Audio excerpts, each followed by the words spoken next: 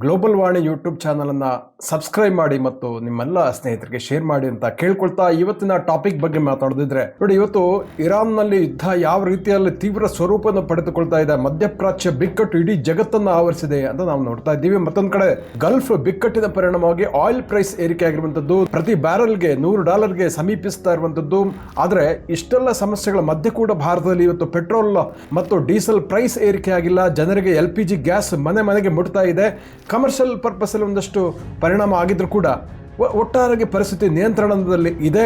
ಮೋದಿ ಸರ್ಕಾರ ಯಾವ ರೀತಿಯಾಗಿ ಈ ಯುದ್ಧದ ಪರಿಸ್ಥಿತಿಯಲ್ಲೂ ಕೂಡ ಜನರಿಗೆ ಪ್ರತಿಕೂಲ ಸಂದರ್ಭ ಇದ್ದರೂ ಕೂಡ ಜನರಿಗೆ LPG ಅಡುಗೆ ಅನಿಲ ಅದನ್ನು ಸಪ್ಲೈ ಮಾಡಲಿಕ್ಕೆ ಯಾವುದೋ ತೊಂದರೆ ಆಗದ ಹಾಗೆ ಯಾವೆಲ್ಲ ಕ್ರಮಗಳನ್ನು ಕೈಗೊಂಡಿದೆ, ಯಾವ ರೀತಿಯಲ್ಲಿ ಮೋದಿ ಸರ್ಕಾರ ಜನರ ಹಿತರಕ್ಷಣೆ ಮಾಡ್ತಾ ಇದೆ ಅನ್ನೋದನ್ನು ಒಂದೊಂದೇ ವಿವರಗಳನ್ನು ನೋಡಲಿಕ್ಕೆ ಈ ಎಪಿಸೋಡನ್ನು ಕೊನೆಯ ತನಕ ನೋಡಿ. ನಿಮಗೆ ಇಂಟ್ರೆಸ್ಟಿಂಗ್ ಮಾಹಿತಿಗಳು ಇದರಲ್ಲಿ ಸಿಗುತ್ತೆ, ಒಳನೋಟಗಳು ಸಿಗುತ್ತೆ.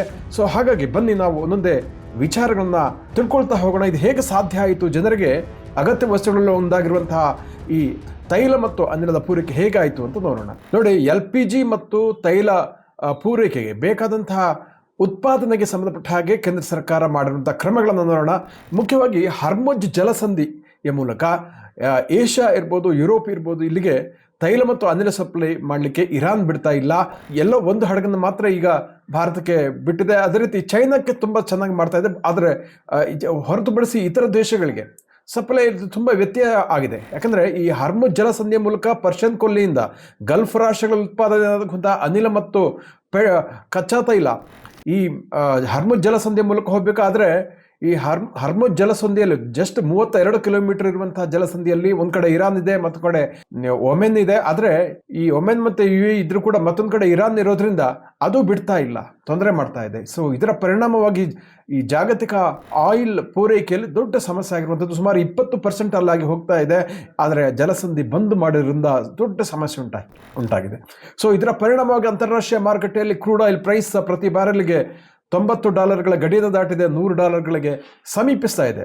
ಇವತ್ತು ಏನಾಗಿದೆ, ಈ ಒಂದು ಪ್ರತಿಕೂಲ ಸಂದರ್ಭವನ್ನು ಮೋದಿ ಸರ್ಕಾರ ಯಾವ ರೀತಿ ನಿಭಾಯಿಸ್ತಾ ಇದೆ ಅಂದರೆ, ಮುಖ್ಯವಾಗಿ ಏನು ಮಾಡಿದೆ, ಎಸ್ಮಾ ಕಾಯ್ದೆಯ ಅಡಿಯಲ್ಲಿ ಈ ರಿಫೈನರ್ಗಳು, ನಮ್ಮ ದೇಶದಲ್ಲಿರುವಂತಹ ತೈಲ ಸಂಸ್ಕರಣೆ ಮಾಡುವಂತಹ ಕಂಪನಿಗಳು, ಪಬ್ಲಿಕ್ ಸೆಕ್ಟರ್ ತೈಲ ಕಂಪನಿಗಳಿಗೆ, ಅದು ONGC ಇರ್ಬೋದು, IOC, BPCL, HPCL ಕಂಪನಿಗಳು ಏನು ನಮಗೆ ಗ್ಯಾಸನ್ನು ಸಪ್ಲೈ ಮಾಡ್ತಾವೆ, ಸಿಲಿಂಡರ್ಗಳನ್ನು ಸಪ್ಲೈ ಮಾಡುವಂಥ ಈ ಕಂಪನಿಗಳಿಗೆ ಕೊರತೆ ಆಗದ ಹಾಗೆ, ಸಿಲಿಂಡರ್ ಪೂರೈಕೆ ಕೊರತೆ ಆಗದ ಹಾಗೆ ರಿಫೈನರ್ಗಳಿಂದ ಅಲ್ಲಿಗೆ ಸಪ್ಲೈ ಆಗಬೇಕಲ್ಲ, ಎಸ್ಮಾ ಕಾಯ್ದೆಯ ಅಡಿಯಲ್ಲಿ ಏನು ಮಾಡಿದ್ದಾರೆ ಅಂದರೆ, ಪ್ರೊಪೇನ್, ಬುಟೇನ್ ಮತ್ತು ಪೆಟ್ರೋಕೆಮಿಕಲ್ಗಳನ್ನು LPG ಉತ್ಪಾದನೆಗೆ ಮಾತ್ರ ಬಳಸುವ ಹಾಗೆ, ಅದಕ್ಕೆ ಆದ್ಯತೆ ಕೊಡುವ ಹಾಗೆ ಎಸ್ಮಾ ಕಾಯ್ದೆ ಅಡಿಯಲ್ಲಿ ಕೇಂದ್ರ ಸರ್ಕಾರ ಈಗ ಆದೇಶ ಕೊಟ್ಟಿದೆ. ಹೀಗಾಗಿ ಒಂದು ಕಡೆ ಏನಾಗಿದೆ ಅಂದರೆ, ಈ ರಿಫೈನರಿಗಳು ಕಚ್ಚಾ ತೈಲವನ್ನು LPG ಆಗಿ ರಿಫೈನ್ ಮಾಡಲಿಕ್ಕೆ ಕಟ್ಟುನಿಟ್ಟಿನ ಸೂಚನೆಯನ್ನು ಎಸ್ಮಾ ಕಾಯ್ದೆ ಅಡಿಯಲ್ಲಿ ಕೇಂದ್ರ ಸರ್ಕಾರ ರಿಫೈನರ್ಗಳಿಗೆ ಕೊಟ್ಟಿದೆ. ಈ ರಿಫೈನರಿಗಳು ಈ ಆಯಿಲ್ ಕಂಪನಿಗಳಿಗೆ, ಅದು BPCL, HPCL ಇವುಗಳಿಗೆ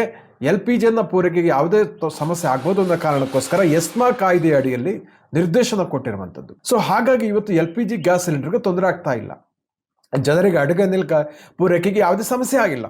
ಎರಡನೇದಾಗಿ 70 ದಿನಗಳಿಗೆ ಬೇಕಾಗುವಷ್ಟು ದಾಸ್ತಾನನ್ನು ಭಾರತ ಹೊಂದಿದೆ ಅನ್ನೋಂಥದ್ದು. ಅದು ಮಂಗಳೂರು ಇರ್ಬೋದು, ವಿಶಾಖಪಟ್ಟಣಂ, ಪಾದೂರು, ಈ 3 ಕಡೆಗಳಲ್ಲಿ ತೈಲ ಸ್ಟ್ರಾಟಜಿಕ್ ತೈಲ ರಿಸರ್ವರ್ ಇರೋದ್ರಿಂದ 74 ದಿನಗಳಿಗೆ ಬೇಕಾಗುವಷ್ಟು ಕಚ್ಚಾ ತೈಲದ ಸಂಗ್ರಹವನ್ನು ಭಾರತ ಇವತ್ತು ಹೊಂದಿದೆ. ಸೊ ಇದರಿಂದಾಗಿ ಏನಾಗುತ್ತೆ ಅಂದರೆ, ಈ LPG ಪೂರೈಕೆ ಬೇಕಾದಂತಹ ಕಚ್ಚಾ ತೈಲ ಪೂರೈಕೆ ಕೂಡ ಅನುಕೂಲ ಆಗುತ್ತೆ. ಸೊ ಪೆಟ್ರೋಲ್ ಮತ್ತು ಡೀಸೆಲ್ ದರದಲ್ಲಿ ಕೂಡ ಯಾವುದೇ ವ್ಯತ್ಯಾಸವನ್ನು ಭಾರತ ಮಾಡಿಲ್ಲ ಅನ್ನೋದನ್ನು ಇಲ್ಲಿ ಗಮನಿಸಬೇಕಾಗತ್ತೆ.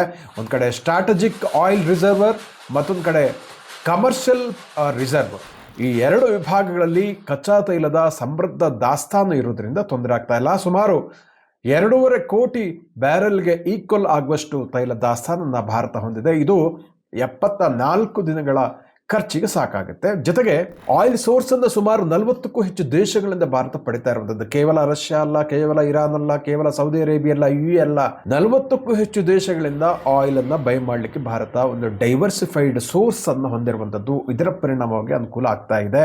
ಜೊತೆಗೆ ರಷ್ಯಾದಿಂದ ಡಿಸ್ಕೌಂಟ್ ದರದಲ್ಲೂ ಕೂಡ ಆಯಿಲ್ ಸಪ್ಲೈ ಆಗ್ತಾ ಇದೆ, ಅದಕ್ಕೇನು ತೊಂದರೆ ಆಗ್ತಾ ಇಲ್ಲ. ಇತ್ತೀಚಿನ ಸುದ್ದಿಯ ಪ್ರಕಾರ ಅಮೆರಿಕ ಕೂಡ ಸ್ಯಾಂಕ್ಷನ್ಗಳನ್ನು ಸಡಿಲಗೊಳಿಸಿದೆ. ಇದರ ಪರಿಣಾಮವಾಗಿ ಮುಂಬರುವ ದಿವಸಗಳಲ್ಲಿ ಮತ್ತಷ್ಟು ಅನುಕೂಲ ಆಗಲಿದೆ. ಡಿಸ್ಕೌಂಟ್ ರೇಟಲ್ಲಿ ರಷ್ಯಾದಿಂದ ಆಯಿಲ್ ಸಿಗುತ್ತೆ, ಅದನ್ನು ಈ ಸ್ಟ್ರಾಟಜಿಕ್ ಆಯಿಲ್ ರಿಸರ್ವ್ಗಳಲ್ಲಿ ಸಂಗ್ರಹ ಮಾಡಲಿಕ್ಕೆ ಕೂಡ ಅನುಕೂಲ ಆಗುತ್ತೆ. ನೋಡಿ, ಯುರೋಪಲ್ಲಿ ಇಂಧನಕ್ಕೆ ಈಗಾಗಲೇ ಹಾಹಾಕಾರ ಉಂಟಾಗಿದೆ, ಅನಿಲಕ್ಕೆ ಹಾಹಾಕಾರ ಉಂಟಾಗಿದೆ. ಜೊತೆಗೆ ಸಿಂಗಾಪುರದ GDPಗೆ 1.8% ಹೊಡೆತ ಉಂಟಾಗಿದೆ. ಭಾರತದ ಸುತ್ತಮುತ್ತಲಿನ ಶ್ರೀಲಂಕಾ, ನೇಪಾಳ, ಬಾಂಗ್ಲಾದೇಶ ಇತ್ಯಾದಿ ದೇಶಗಳ ಕಥೆ ಕೇಳೋದೇ ಬೇಡ. ಅವೆಲ್ಲ ಭಾರತ ಜೊತೆ ಡೀಸೆಲ್ ಕೊಡಿ, ಪೆಟ್ರೋಲ್ ಕೊಡಿಯಿಂದ ಗೋಗೊರಿಯುವಂತ ಸಿಚುವೇಶನ್ ಬಂದಿದೆ. ಪಾಕಿಸ್ತಾನದಲ್ಲಿ ಶಾಲಾ ಕಾಲೇಜನ್ನು ಕೂಡ ಮುಚ್ಚಿದ್ದಾರೆ. ಸೊ ಹೀಗೆ ಇಡೀ ಜಗತ್ತು ಇವತ್ತು ಪ್ರಕ್ಷುಬ್ಧ ಪರಿಸ್ಥಿತಿಯಲ್ಲಿದೆ ಅನ್ನೋದನ್ನು ನಾವು ಮರೆಯಲೇಬಾರದು. ಸೊ ಅಂತ ಸಂದರ್ಭದಲ್ಲಿ ಕೂಡ ಇವತ್ತು ಭಾರತದಲ್ಲಿ ಜನ ನಿಶ್ಚಿಂತೆಯಿಂದ ಇದ್ದಾರೆ. ಜೊತೆಗೆ LPG ಪೂರೈಕೆಗೆ ಯಾವುದೇ ಸಮಸ್ಯೆ ಆಗ್ತಾ ಇಲ್ಲ. ಇದು ದೊಡ್ಡ ಸಾಧನೆ ಅಲ್ವೇ? ಪ್ರತಿಕೂಲ ಸಂದರ್ಭದಲ್ಲಿ ಯುದ್ಧ ನಡೀತಾ ಇದೆ, ಬಹಳ ಘೋರವಾದ ಯುದ್ಧ. ಎಷ್ಟು ದಿವಸದ ಯುದ್ಧ ನಡೀತಿದೆ ಯಾರಿಗೂ ಗೊತ್ತಿಲ್ಲ. ಇಂಥ ಸಂದರ್ಭದಲ್ಲಿ ದೇಶದ 140 ಕೋಟಿ ಜನರ ಹಿತವನ್ನು ಕಾಪಾಡಲಿಕ್ಕೋಸ್ಕರ ಮೋದಿ ಸರ್ಕಾರ ಮಾಡ್ತಾ ಇದೆ ಇಷ್ಟೆಲ್ಲ ಕ್ರಮಗಳನ್ನ. ನಾವು ಅಟ್ಲೀಸ್ಟ್ ಒಂದು ಸಣ್ಣ ಥ್ಯಾಂಕ್ಸ್ ಅನ್ನಾದ್ರೂ ಹೇಳ್ಬೇಡವಾ?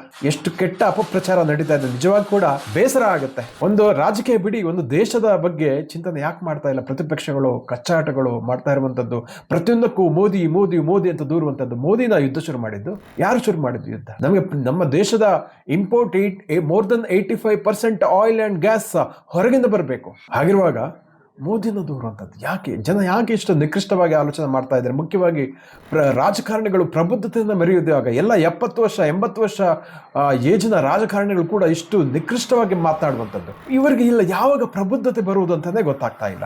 ಇರಲಿ ಬಿಡಿ, ಈ ರಾಜಕಾರಣಿಗಳಿಗೆ ಎಷ್ಟು ಹೇಳಿದ್ರು ಅಷ್ಟೇ ಅಂತ ಅಂದ್ಕೋಬೇಕು.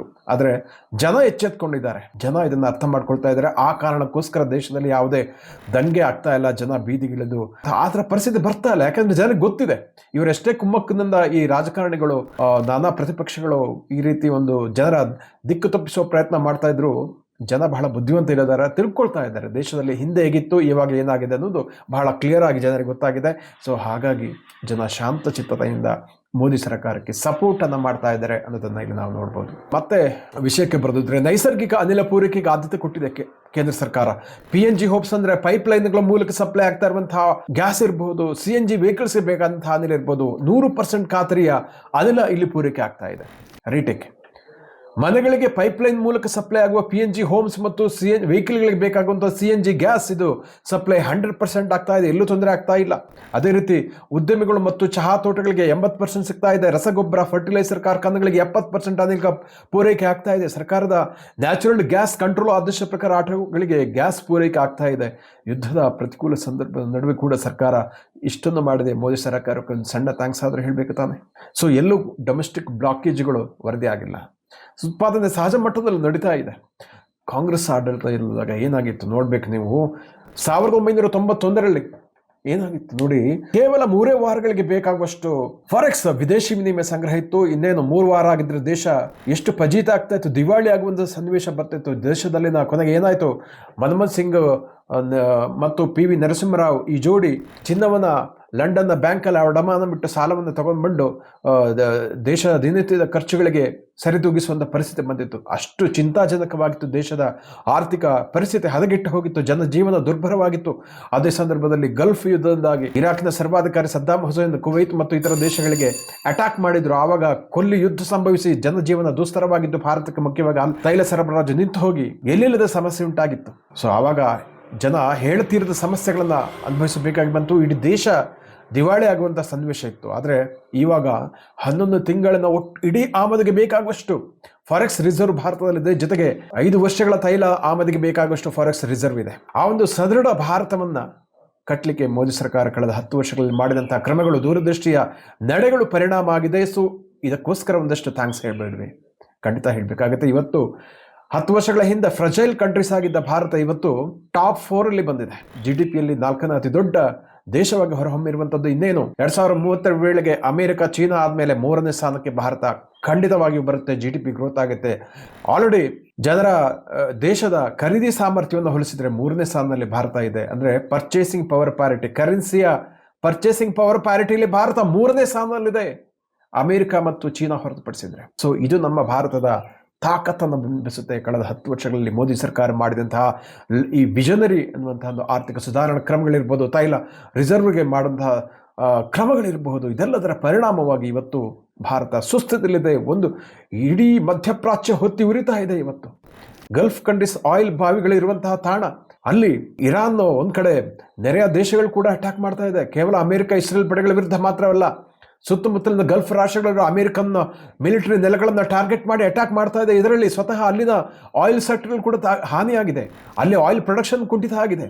ಇಷ್ಟೆಲ್ಲ ಸಮಸ್ಯೆಗಳ ಮಧ್ಯೆ ಇವತ್ತು ಭಾರತದಲ್ಲಿ ಪೆಟ್ರೋಲ್ ಮತ್ತು ಡೀಸೆಲ್ ದರವನ್ನು ಕೇಂದ್ರ ಸರ್ಕಾರ ಬದಲಾಯಿಸಿಲ್ಲ. ವೀಕ್ಷಕರೇ, ನೆನಪು ಇಟ್ಟುಕೊಳ್ಳಿ. ಅದೇ ರೀತಿ ಪ್ರತಿ ಮನೆಗೂ LPG ಗ್ಯಾಸ್ ಸಪ್ಲೈ ಆಗ್ತಾ ಇದೆ.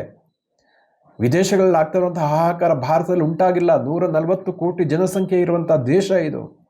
ನೋಡಿ ಎಷ್ಟೊಂದು ಮುಂಜಾಗ್ರತಾ ಕ್ರಮವನ್ನು ಭಾರತ ಸರ್ಕಾರ ಮೋದಿ ನೇತೃತ್ವದಲ್ಲಿ ಕೈಗೊಂಡಿದೆ ಅನ್ನುವಂಥದ್ದನ್ನು. ಸೊ ಇದನ್ನು ಈ ವಿಪತ್ತಿನ ಸಂದರ್ಭದಲ್ಲಿ ನೆನೆಸ್ಕೊಳ್ತಾ ಯಾರು ಕೂಡ ಅಪಪ್ರಚಾರ ಮಾಡಬಾರ್ದು ಅಂತ ಖಂಡಿತವಾಗಿ ಕೂಡ ದೇಶದ ವಿವೇಕಿಗಳು, ಪ್ರಬುದ್ಧರು ಹೇಳ್ತಾ ಇರುವಂಥದ್ದು. ವೀಕ್ಷಕರೇ, ಇಂತಹ ಮತ್ತಷ್ಟು ಉಪಯುಕ್ತ ವಿಡಿಯೋಗಳಿಗೆ ಇಂತಹ ಮತ್ತಷ್ಟು ಉಪಯುಕ್ತ ವಿಡಿಯೋಗಳಿಗೆ ಗ್ಲೋಬಲ್ ವಾಣಿ ಯೂಟ್ಯೂಬ್ ಚಾನಲನ್ನು ವೀಕ್ಷಿಸಿ ಮತ್ತು ಸಬ್ಸ್ಕ್ರೈಬ್ ಮಾಡಿ ಅಂತ ವಿನಮ್ರವಾಗಿ ಕೇಳ್ಕೊಳ್ತಾ ಇದ್ದೀನಿ. ವಂದನೆಗಳು.